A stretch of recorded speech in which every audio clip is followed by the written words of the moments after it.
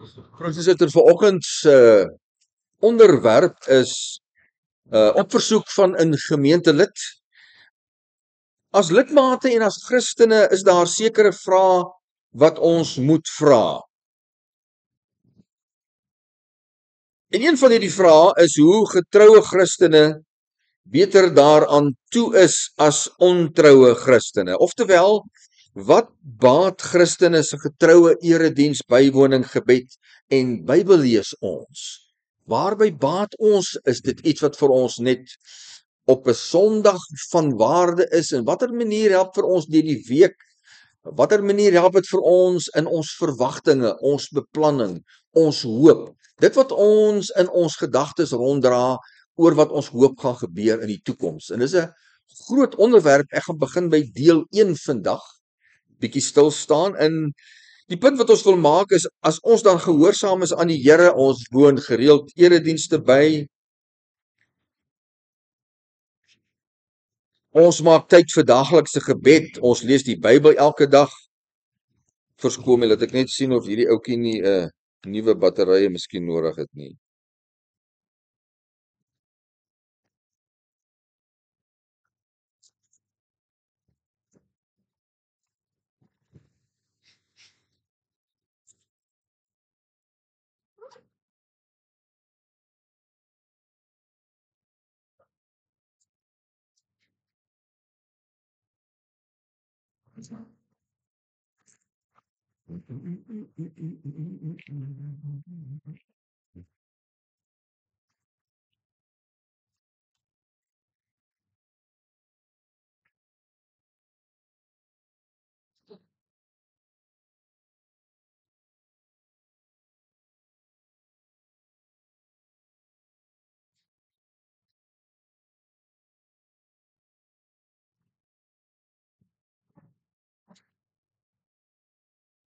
Waar dit Christene se getroue erediens, bywoning, gebed en Bybel lees. Ons maak 'n punt daarvan om gehoorsaam te wees aan die Here, gehoorsaam aan ons geloftes. Ons woon gereeld eredienste by, ons maak tyd vir daaglikse gebed, ons lees gereeld die Bybel. Dis nog die grootste deel van ons lidmaatsgeloftes en ons is getrou daaraan. Maar wat is daarenteen die lot van ontroue Christene? En dis 'n baie goeie vraag.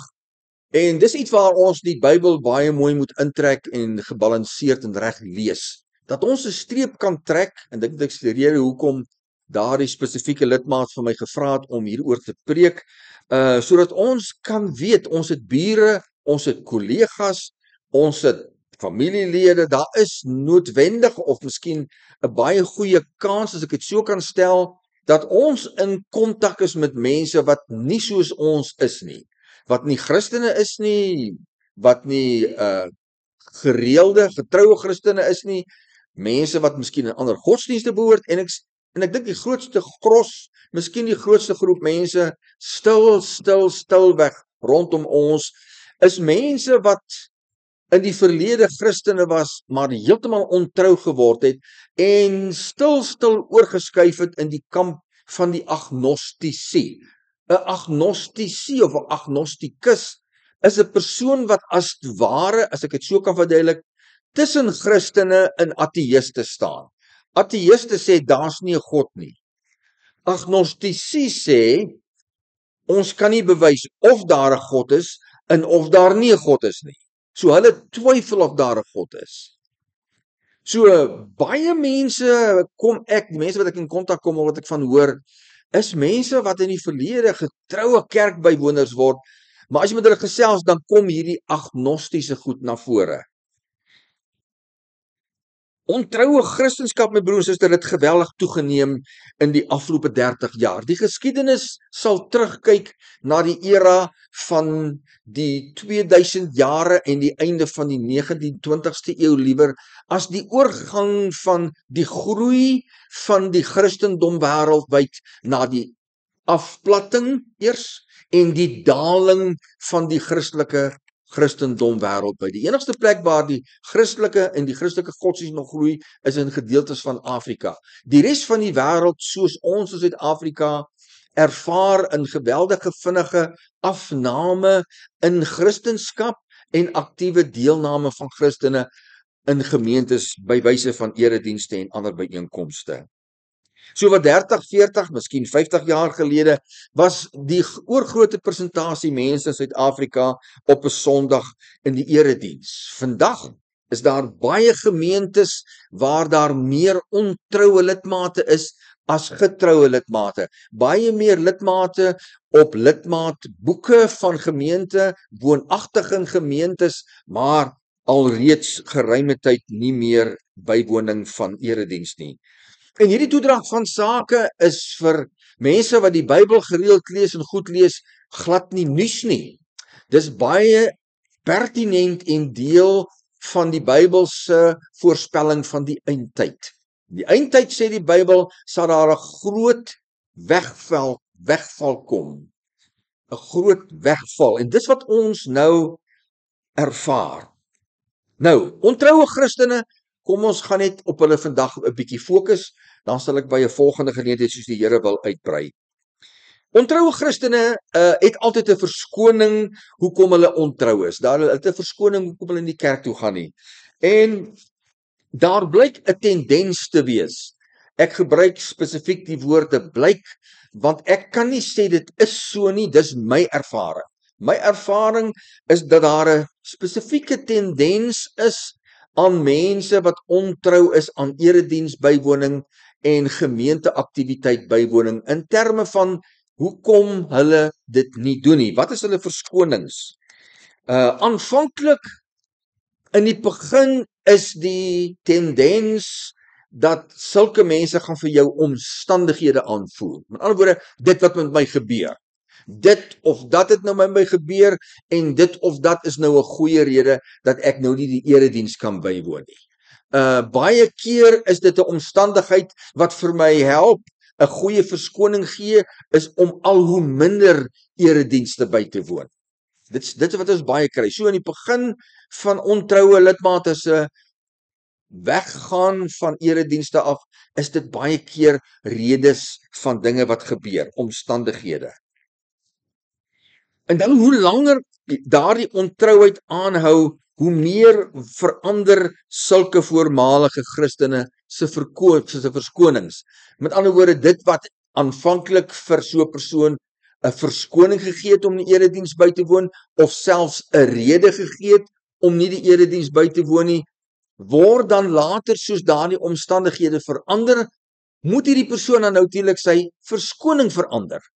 Daardie ding of iets wat gebeur het, gebeur nou nie meer nie, of dit gebeur nie sodat dit my getroue erediens bywoning onderbreek nie. Nou kry ons ander verskonings en dan kry ons redes.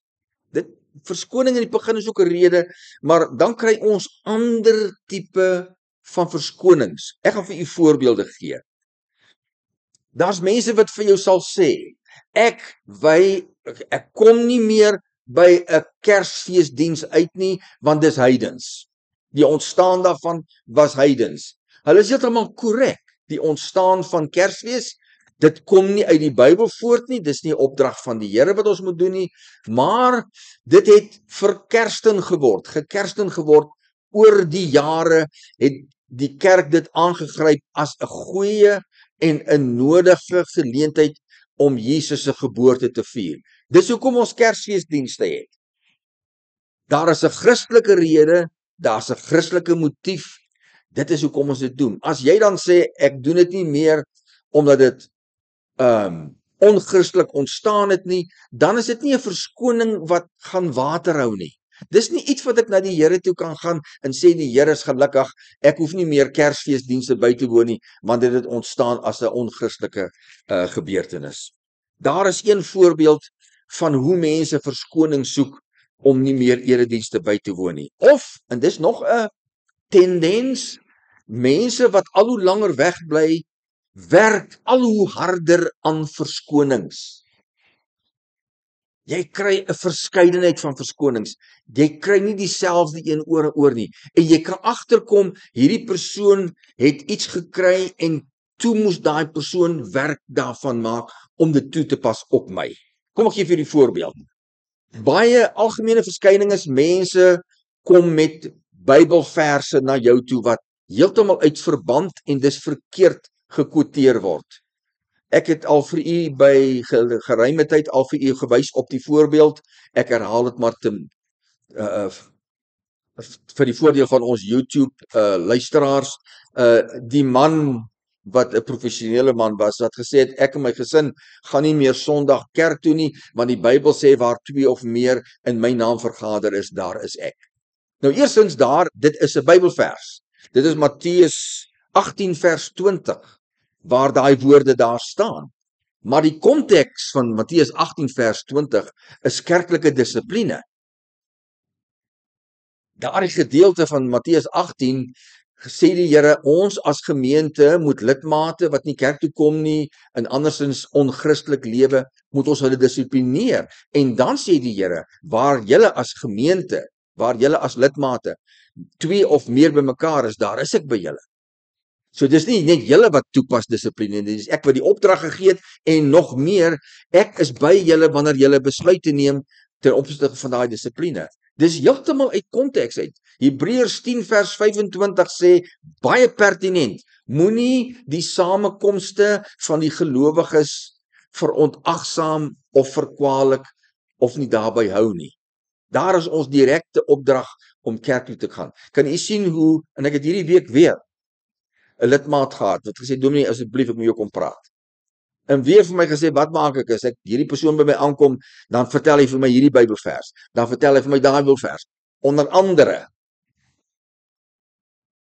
andere, in Genesis, het die Here nie geweet, dat Eva gaan van daardie boom se vrug eet in Sondag nie.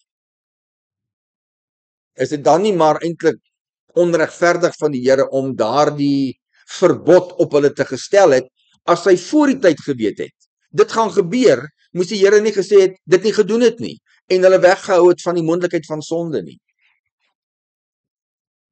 Kan u sien hoe mense met dit wat in die Bybel is, nie aanvaar nie, maar in die Bybel gaan soek, wat kan ek gebruik om vir my genoeg van 'n argument en rede te gee, dat ander mense gaan verstaan hoekom ek nie eredienste bywoon, of wat ook al nie. Kan u sien, dis die motief waarna toe jy na die Bybel toe gaan. Die antwoord op daai vraag is, die Here het geweet, Eva gaan sondig, maar die Here het besluit voor die totstandkoming van die mens, ek gaan aan die mens vrye keuse gee. En dit was die eerste oefening, geleentheid vir hulle, om vir hulle te sê, julle het 'n vrye keuse. Kies jy sonde of kies jy nie sonde nie? Ons is nie robotte nie, die Here het nie robotte gemaak. Terloops. Nog 'n voorbeeld, broers en susters, 'n ander tipe van strategie of tipe van verskoning wat sulke mense na vore toe kom, en dit kan jy baie. Hulle kom met 'n tipe van 'n filosofie na vore, 'n nuwe lewensuitkyk, 'n nuwe manier hoe ek alles in perspektief stel, 'n filosofie. En daardie filosofie maak dit dan vir hulle nie meer nodig om kerk toe te kom nie. Ek het klaar die voorbeeld gebruik van die agnostisie. Dis 'n voorbeeld van 'n filosofie. Daai persoon sal vir jou sê, Dominee, jy kan nie bewys dat God bestaan nie. Bewys vir my dat God bestaan. Antwoord is nie, ons kan nie. Maar net so min, as ons nie kan bewys dat God bestaan nie, net so min kan niemand bewys dat hy nie bestaan nie. Kan enigiemand vir my bewys God bestaan nie? En dis die punt van die agnostisie. En waar kom dit vandaan? My broers en susters, deur die geskiedenis sê die Bybel vir ons, voer die duiwel vir sy mense filosofieë. Die eerste vorm daarvan was 'n dominee in die 1ste eeu na Christus, wat gekom het met 'n valse dwaalleer, en dit het gelei tot die eerste kerkvergadering, die eerste sinode. En dit het die Satan dwars deur die eeue gedoen. Hy doen dit vandag nog, en hy geniet homself ter gate uit, want hy het baie pelle wat hom help. Facebook en al die sosiale media is Satan se terrein. Hy boer daar. Hy is die nommer 1 gebruiker. Daar's niemand wat Facebook meer gebruik as hy nie. En dis waar jy al hierdie video's optel van al hierdie dwaalleer, wat ek al hoeveel van gekry het en vir u die voorbeelde van gegee het en uitgelê het. Met ander woorde, om terug te kom, die agnostici sal vir jou sê, Dominee, jy kan nie bewys God bestaan nie. Niemand kan bewys of hy bestaan en of hy nie bestaan nie. So, dan is dit mos nou irrasioneel om na 'n erediens toe te gaan. Hoe kan ek nou na 'n erediens toe gaan as ek nie kan bewys dat God bestaan of dat hy nie bestaan nie? Dan maak dit mos geen sin om na 'n erediens toe te gaan nie. Dis hierdie tipe van goed, broers en susters, wat ons al hoe meer en meer te doen gaan hê deur jou kinders. Ons kom nie met sulke goed in kontak nie. Ons lewensareas, ons vriende, ons werkareas ensovoorts is nog baie tradisioneel Afrikaans en Suid-Afrikaans. Dis ons kinders wat blootgestel word aan die geweldige invloed van ander godsdienste en hierdie tipe van filosofieë. Die punt wat ek wil maak is dat langer termyn verskonings van mense wat nie meer kerk toe gaan nie, is dinge waaraan sulke mense werk. Dit val nie uit die lug uit nie.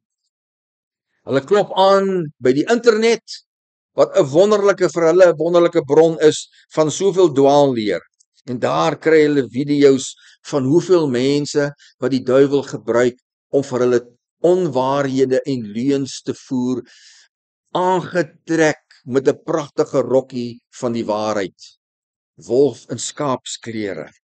Ons staan stil by Romeine 1 vers 18 tot 32. Voorsitter, hierdie is een van die belangrikste hoofstukke in die ganse Bybel. Hierdie hoofstuk is een van die belangrikste, ek wil amper sê die belangrikste, maar een van die belangrikste wat vir ons skets wat gebeur in hierdie wêreld rondom ons. 'n Mens sukkel met ander mense, 'n mens sukkel met enige mens in die opsig dat jy weet nie wat gaan hier binnekant aan nie. Ons gedagtes is privaat. Daar's geen persoon wat elke gedagte hardop uitgespreek kan word. En daarom hier in ons gedagtegang, in ons gemoed ensovoorts, steek mense 'n klomp goed weg. Verskriklike goed weg. Daarom, hoe hanteer jy, wat gaan aan as ons agter die kap van die bil kom oor wat motiveer mense, wat gaan in hierdie mense se lewe aan wat nooit by 'n kerk opdaag nie. Hulle lyk so fatsoenlik, so ordentlik. En dan kom Romeine 1 en hy trek daai masker af. Kom ons kyk agter die masker. Die toorn van God, die woede, word vanaf die hemel geopenbaar oor al die goddeloosheid en ongeregtigheid van mense wat volhou om die waarheid deur ongeregtigheid te probeer onderdruk. Dit is die tema van hierdie seksie. Paulus gaan vir ons wys hoe mense wat nie hier is nie, wat nooit hier is nie, net soos ons ingelig word oor wat God wil hê. Die Bybel sê baie duidelik, die Heilige Gees werk, ek het al baie gesê, omdat dit so belangrik is. Die Heilige Gees werk in die wêreld, alle mense, om alle mense te oortuig van dit wat reg is, dit wat 'n leuen is, en daar's 'n oordeel wat wag vir jou. Met ander woorde, mense wat volhou om die waarheid deur dit wat verkeerd is te probeer uit die pad uitkry. Kom ons kyk wat hy bedoel. Aangesien dit wat van God geweet kan word aan hulle bekend is. Die Heilige Gees werk in elke mens se lewe om die realiteit van God aan daai mens te openbaar. sien jy? Dis God. Jy hoef nie hier te wees nie, dit gebeur daar. Dit gebeur 7 dae 'n week. Maar wat ons bewus is dat die Here is aan die werk in mense se lewens. Dit verander alles oor wanneer jy in 'n posisie kom van jy's by die werk, dis jou eerste werk, hier's 'n klomp moslems, hulle sit A, B en C, wat doen ek? Dat jy weet, die Here is in die werk in daai medewerkers van jou wat moslems is. Jy moet net aansluit daarbey. En hulle bekend is. God het dit immers aan hulle bekend gemaak. God het dit aan hulle bekend gemaak, want sy onsigbare eienskappe, naamlik sy ewige krag en goddelikheid, word van die skepping van die wêreld af in sy werke begryp en is duidelik sigbaar. Wat se werke van God? Die werke van die almag in die skepping. Jy sien dit as jy werk toe ry en dit reën en dis donder weer. Jy sien dit in die krag van die natuur. Jy sien dit in nuusberigte oor vloede, oor brande, oor alles. Dit wat die Here gemaak het. Dit sien jy, en wanneer ons daarvan bewus word, alle mense, dan sê die Heilige Gees vir daai mense, dit het die Here gemaak, dit het die Here gemaak. Hulle onderdruk. Ek wil nie van die Here hoor nie. Ek wil nie van dit wat reg is hoor nie. Ek wil nie dit wat reg is doen nie. Onderdruk. Laat my altyd dink aan 'n bal in 'n swembad wat jy onder die water druk en as jy hom los dan spring hy weer uit. Jy moet hom gedurig daar hou om hom onder die water te hou. Gevolglik is hulle sonder verontskuldiging, vers 21, want alhoewel hulle God ken, het hulle hom nie as God geëer of gedank nie. Hoe ken hulle God? Hulle ken God deur die Heilige Gees wat vir hulle gedurig die Here in hulle lewensomstandighede uitwys. Die Here sê vir daai mense sê met sy eerste werk, ek het vir jou gehelp met jou werk. Die Here sê vir hom sê, sien jy was in 'n ongeluk, daai persoon voor jou was in 'n ongeluk, ek het jou bewaar daarvan. So gedurig word die Here in sy teenwoordigheid, sy liefde, sy genade, sy uitnodiging word gedurig aan mense gedoen deur die Heilige Gees. Hulle eer God nie, hulle dank God nie. Inteendeel, hulle denke het sinloos geword. Nou, wat ons hier kry is 'n progressie. Met ander woorde, dit word al hoe erger. Kyk net hoe dit erger en erger word. En dis die geval met daardie mense. Maar jy sien dit nie. Jy sien dit wraggies nie raak. Ons sien dit as hulle by ons uitkom. Ons sien dit as hulle by ons sien dit as ons met hulle te doen het. Ons sien dit as ons iewers net die vinger reg daar op die waarheid druk. En die persoon weet hy skuldig en hy blaas sy top. As dit miskien gaan gebeur. Stilweg my broer en suster, in die binneste van mense word mense al hoe meer verrot. Progressie, al hoe erger. Jy staan as 'n gelowige en 'n ongelowige lewe ons op 'n roltrap. Jy's altyd besig op pad ondertoe, boontoe of op pad ondertoe. Hulle dink dit sinloos geword. En hulle onverstandige harte is verduister. Nou kry ons aksies. Geword, dis jou eie rede. As ek my besig hou, ons het so 'n lidmaat gehad, broer en suster. Die persoon was bedags by die huis en dan kuier die persoon heeldag op die internet by al die verkeerde plekke. En die persoon het gehou daarvan, van die vieslike goed, van die kinderstories, vir die goed wat ek nie as my man of my vrou sal van vertel nie. Vieslike goed, elke dag vreet ek noem dit vreet, jy is soos 'n vark wat net varkkos eet. En dan raak jy al hoe meer verduister. Groot probleme. Omrede ek al daai goed optel, nou verdink ek my man. Omrede ek al daai goed optel, nou dink ek, gee ek aan my man se optrede die verkeerde motiewe. Ek word al hoe duister. En my man is raadop. Hy weet nie wat aangaan nie. Waar kom sy hier aan dominee? Die Amerikaners het 'n oulike sêding, ek het dit nog nooit vergeet nie. Trash in, trash out. Ek dink dit is al seker wel bekend in Suid-Afrika. Alhoewel hulle beweer dat hulle wys is, hier kom die mense met hulle Bybelversies. Ek is tog so smart. Nou gooi ek vir jou die ene uit. Wat sê jy hiervan? En nog soek ek intussen op internet, ek wil nog een kry wat ek vir hulle kan gee, wat ek hulle kan uitvang. Wat hulle nie antwoord op het. Dan is ek tog so wys. Ek is tog so smart, man, kyk 'n bietjie. Het jy al hieraan gedink? Ek het hieraan gedink. Het hulle dwaas geword. Dwaas omdat hulle in onwaarheid en 'n leunwêreld lewe. Hulle gaan op daarin. Hulle vind bevrediging daarin, voldoening.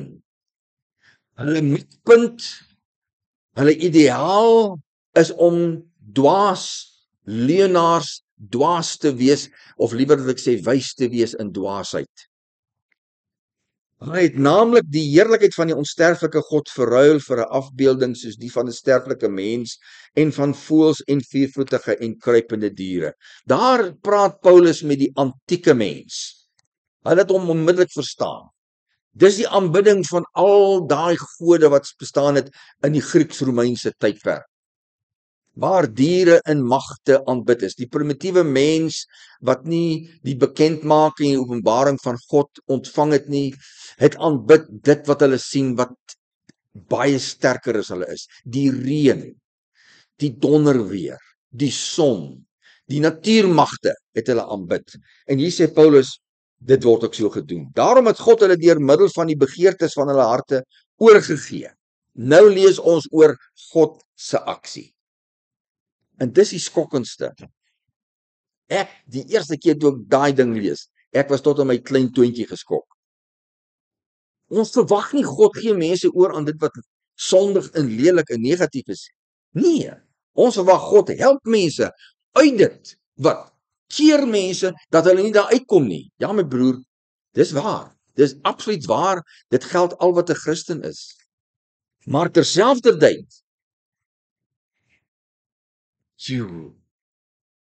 en ek moes dit in my eie familie ervaar. Ongelooflik hoe mense net kan wegdraai en hoe vinnig hulle koerop raak. Die Here gee hulle oor. Waaraan gee die Here hulle oor? Hy gee hulle oor in die begin aan hulle self.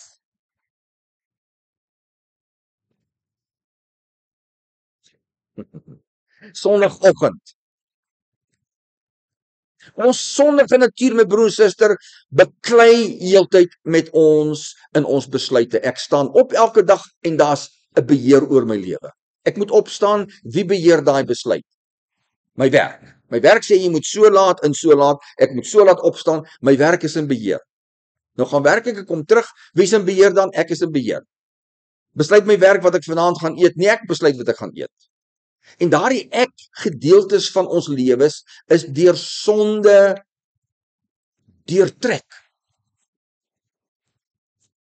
En daardie sonde laat ons gedurig sondig. Ek sondig gedurig, want ek eet meer as wat ek hoef. Omdat die sondige natuur van my sê, "Dis so lekker, ek wil nog hê." Dan eet ek maar nog. En dis wat die Here doen, waar hy met Christene vir ons terughou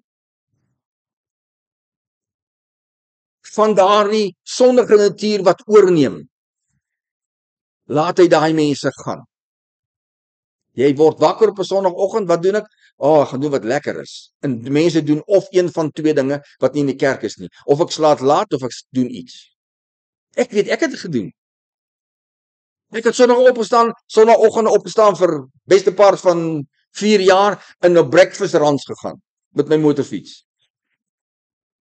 Dit was lekker geweest as kerk toe bygaan. Lekkerder. Die sondige natuur. Die Here gee jou oor aan jou sondige natuur en jy doen wat lekker is. Jy gee eenvoudig in jou versoekings, jou sondige natuur. Die Here gee mense oor aan hulle self. Maar wanneer ek oorgegee word aan myself, dan sê die duiwel, hallo, hier's ek. En dan gee hy vir my klomp versoekings. En dan raak dit al hoe erger en erger en erger en erger. Oorgegee aan onreinheid, naamlik om hulle liggame om mekaar te onteer. Hulle wat die waarheid van God vir die leuen verruil het. Hulle weet wat die waarheid is. Jy hoef vir niemand wat homoseksueel is, my broer en suster, hierdie gedeelte gaan gedeeltelik oor die afwysing van homoseksualiteit as sonde. Jy hoef vir niemand vir hulle vertel dis sonde nie. Hulle sal vir jou sê, ek glo nie dis sonde nie, maar jy weet wat die Bybel sê so, die Heilige Gees werk by elkeen van hulle om te sê, dit is sonde. Jy gaan nie 'n verskoning hê op die oordeelsdag om te sê, ons tyd waarin ons gelewe het mense nie geglo dis verkeerde sonde nie. Jy gaan nie wegkom daarmee.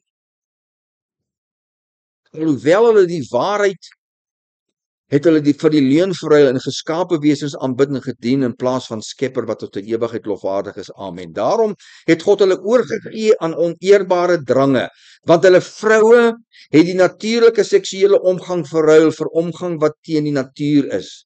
Net so het ook die man se natuurlike seksuele omgang met die vrou laat vaar en vurig begin brand van begeerte aan mekaar. Mans met mans skandelikheid bedryf en hulle self die verdiende loon vir hulle afwyking ontvang. En dan kry jy, moet ek so toe gaan. Dan kry jy mense wat hulle self as Christene voordoen, maar dit wat hulle skryf en sê, trek 'n streep daardeur. Ek het 2-3 Sondae gelede, het ek vir u 'n artikel in die boek wat ons gebruik en die NG Kerk vir die senior klas, beleidende klas, het ek vir die artikel gelees oor homoseksualiteit, waarin die skrywer van daai artikel onder meer aanvoer dat weens wetenskaplike navorsing homoseksuele persone nie kan help dat hulle homoseksueel is nie. Dis nie wat Romeine 1 sê nie. Romeine 1 sê, daardie mense kom van 'n plek af en die Here het hulle oorgegee aan waar hulle nou eindig.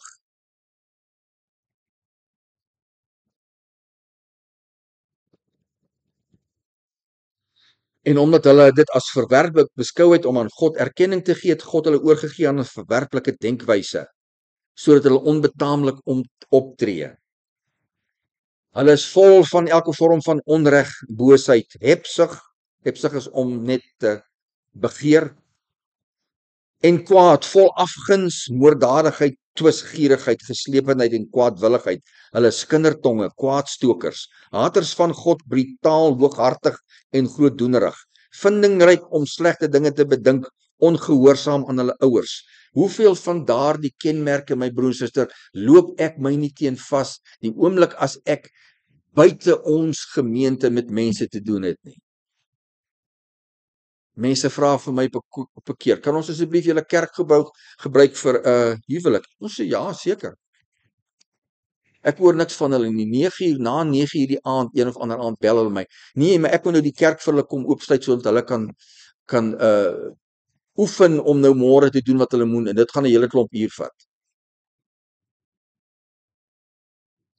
Hoekom moet ek al hoe meer sonder uitsondering die afgelope week, 2 weke vir mense vertel wat is goeie maniere? Hoekom moet ek vir mense sê jy kan nie net hier opdaag met jou voertuig en nou moet ek uitkom na jou toe met jou praat oor iets nie? Jy moet mos reël vooraf en sê meneer, mevrou, jy hoef nie vir my te sê dominee nie, sê net vir my meneer. Ek moet so en so iets met jou gesels, wanneer kan ek by jou 'n draai maak? Ek trek onder in Boudenlaan, hier stop 'n kar voor die hek 'n maand of so voor ek uit is, daar toet die kar aan mekaar vir my. Ek weet nie of dit ek is nie, toe sien ek maar die kar staan hier voor die hek. Tog kom ons hoor bietjie, ek gaan uit. Toe is dit die persoon wat die huis gekoop het, nee maar hy wil nou inkom en hy wil sy vrou kom wys en alles kom kyk. Broer, suster, ek is nie net op 'n Sondag 'n predikant nie, ek is elke dag van die week dit. Ek het daai man se kop gewas. Ek het vir hom gesê, meneer, dis mos uiters ongeskik van jou om so iets te doen. Dis ongeskik, is onbeleefd. Jy skakel eers iemand en sê, meneer, mevrou, ek moet so en so doen en jy's betrokke of wat ook al, kan ek met jou reël, wanneer kan ek by jou 'n draai maak? Ek het omgedraai en teruggeloop huis toe en hy het huis toe gery. Al hoe meer van hierdie eienskappe van mense, my broer, suster, sien ek sodra ek met hulle te doen het. Jy sien dit raak, want jy het die prentjie. Hier's ons prentjie. So lyk die moderne mens.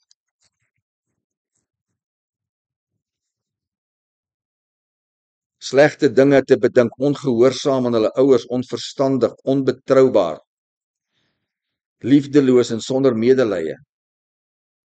Mense wat die voorskrif van God ken, naamlik dat die mense wat hierdie dinge doen, die dood verdien.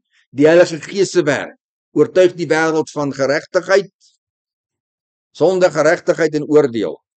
Naamlik, tog doen hulle dit nie net nie, maar hulle praat dit boonop goed wanneer ander dit goed doen. Ek sluit af. U sien die proses van afval. U sien wat gebeur met mense wanneer jy ontrou is. Ek was vir 10 jaar lank ontrou, ek het dit gelewe. Ek was daar. Maar halleluja, ek het teruggekom en dis nou al 37 jaar gelede. Die wonderlikste oomblik in my lewe belewe. Ek het nooit so naby aan God gevoel daai dag toe ek omdraai nie. En het my lewe omgedraai.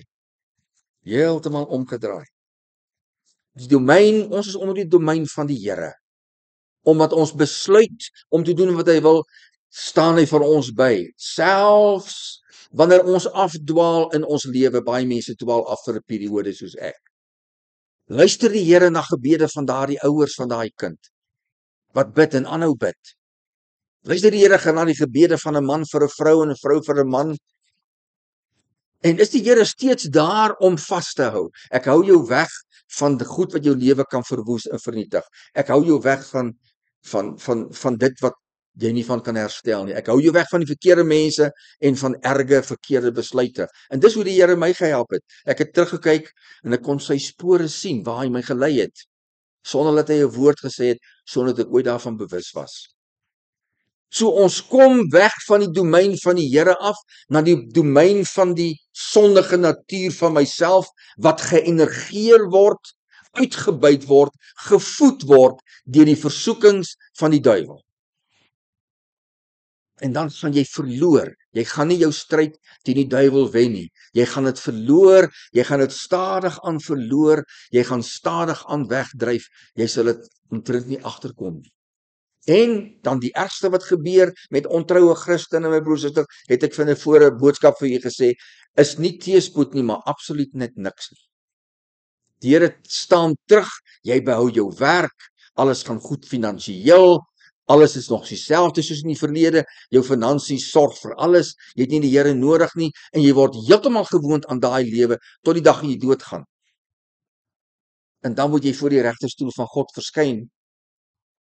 En wat gaan jy vir hom sê as hy vir jou vra, jy het jou beloftes aan my gemaak en dit vir soveel jare heeltemal agter jou rug gewerk.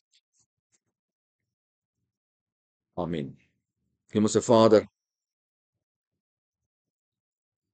U woord sê vir ons dat ons moet ingelig wees, ons moet oordeel, ons moet gedurig nie veroordeel nie, oordeel. Ons moet sien en verstaan wat is wat gaan aan, wat dit gaan bepaal hoe ons optree, wat ons sê, wat ons nie sê nie, hoe ons bid, hoe ons nie bid nie, hoe ons verwagtinge is vir môre, waar ons U nodig het, hoe ons kinders moet inlig en voorberei. Dit maak vir ons paraat, gereed vir die toekoms. En dankie vir U woord wat vir ons so lank gelede al vertel het. Hoe lyk die mens van vandag? Hoe lyk die moderne mens? Hoe lyk die mens van die verlede? En dankie dat U regverdig is in daardie opsig, dat dit wat mense soek, U vir hulle gee. Here, ons bid dat U genadig sal wees ook. En dat dit wat hulle aan oorgegee is, soveel skade in hulle lewe sal aanrig, dat dit hulle sal terugruk tot U. Sal besef, wat het hulle gehad, toe hulle nog in U domein was, toe hulle nog deel was van daardie kring van mense, wat op 'n Sondag kerk toe gaan, en die res van die week na die beste van hulle vermoë, en deur die krag van die Heilige Gees, as 'n Christen probeer lewe. Ons bid dit in Jesus se naam. Amen.